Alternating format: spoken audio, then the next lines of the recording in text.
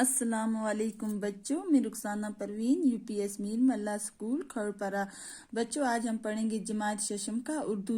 پچھلی کلاس میں جو ہم نے سبق پڑھا تھا اس میں ہاتھی کا وزن۔ بچوں آج ہم اس کے سوالات کے جواب لکھیں گے۔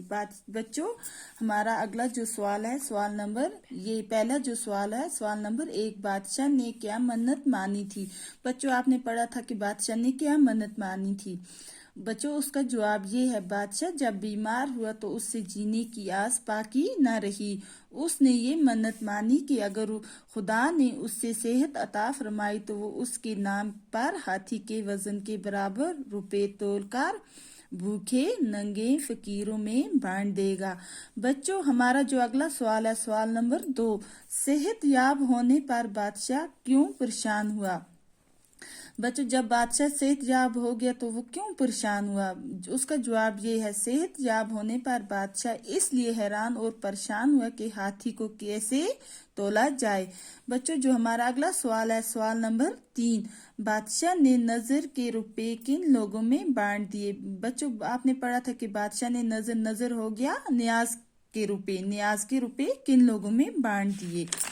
بچوں اس کا جواب یہ ہے، بادشاہ نے نظر کے روپے یتیموں، بیواؤں، محتاجوں اور مسکینوں میں بانٹ دیے۔ بچوں ہمارا جو اگلا سوال ہے سوال نمبر 4، بادشاہ کی پریشانی کو کس نے دور کیا؟ بچوں آپ نے پڑھا تھا کہ بادشاہ کی پریشانی کو کس نے دور کیا؟ اس کا جواب یہ ہے کہ بادشاہ کی پریشانی کو ایک ملہ نے دور کیا۔ ایک ملہ ہو گیا کشتی چلانے والا، اس نے دور کیا۔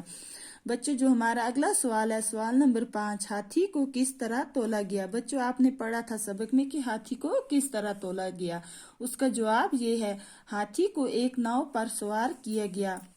ہاتھی کے بوئی سے ناؤ کا کچھ حصہ پانی میں ڈوب گیا۔ جہاں تک ناؤ پانی میں ڈوبی تھی وہاں ملح نے نشان لگا دیا اور عرض کیا، حضور ہاتھی کا وزن اتنا ہے، اب ہاتھی کے وزن کے برابر روپے تولنے کے لیے ناؤ کو اس نشان تک پانی میں ڈبو دیا جائے۔ اس کے بعد ناؤ میں روپے بھرنے کے لیے کہا گیا۔ بادشاہ کے حکم سے لوگ ناؤ میں روپے بھرنے لگے۔ ناؤ ہاتھی کے برابر ان روپے کا وزن ہو گیا۔ بچوں ہم آگے پڑھیں گے سوال نمبر 4۔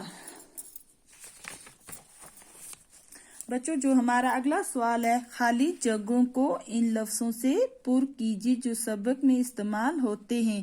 دربار میں بہت ڈیش ڈیش موجود تھے۔ دربار میں کون موجود تھے؟ دربار میں بہت سے عقل مند موجود تھے۔ نمبر 2، کچھ مہینے اسی طرح ڈیش ڈیش گزر گئے۔ کچھ مہینے اسی طرح گزر گئے۔ منت کا عہد خدا ڈیش ڈیش سے کر چکا ہوں۔ منت کا عہد وہ خدا سے کر چکا ہوں۔ منت کا عہد خدا سے کر چکا ہوں۔ یہ سن کر ڈیش ڈیش بہت خوش ہوا۔ کون خوش ہوا؟ بادشاہ خوش ہوا۔ جہاں تک ناؤ پانی ڈیش ڈیش ڈوبی تھی۔ جہاں تک ناؤ پانی میں ڈوبی تھی اس سے اتنا انعام دیا کہ ڈیش ڈیش وہ بن گیا، دولت مند بن گیا۔ کیا بن گیا؟ دولت مند بن گیا۔ بچوں اب ہم اگلا جو سوال ہے، جو یہ لفظ ہیں ان کو ہم اپنے جملوں میں استعمال کریں گے۔ ان لفظوں کو اپنے جملوں میں استعمال کیجیے۔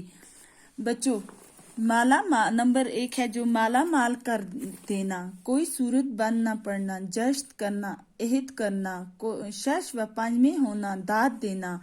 بچوں ان کو ہم اپنے جملوں میں استعمال کریں گے۔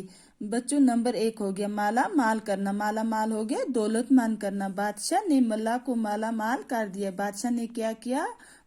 جو کشتی چلانے والا تھا اس کو کیا بنا دیا؟ دولت مند بنا دیا۔ کوئی صورت بند نہ پڑنا۔ بچوں اس کو کیا کوئی صورت بند نہ پڑنا؟ جب بادشاہ کو کوئی صورت بند نہ پڑی تو اس نے تولنے کے لیے انعام کا اعلان کر دیا۔ جب اس کو کوئی صورت نظر نہ آئی تو اس نے کیا کیا؟ روپے تولنے کے لیے انعام کا اعلان کر دیا۔ جو اگلا ہے نمبر 3 جشن کرنا۔ اسلم اور عامر کامیابی پر جشن منانے لگے۔ جب اسلم اور عامر کامیاب ہوئے تو اس نے کیا کیا؟ جشن منایا۔ انہوں نے کیا کیا؟ جشن منایا۔ عہد کرنا ہو گیا وعدہ کرنا۔ بادشاہ نے عہد کر لیا تھا سو اسے پورا کر دیا۔ جو بادشاہ نے وعدہ کیا تھا اس نے کیا کیا؟ اسے پورا کر دیا۔ شش و پنج میں ہونا۔ بادشاہ ہاتھی تولنے کی فکر میں شش و پنج میں پڑ گیا۔ داد دینا۔ بادشاہ نے ملا کی عقل مندی پر داد دی۔ بچوں آج کا ہمارا جو یہ سبق ہے اتنا ہی ہے۔ اللہ حافظ۔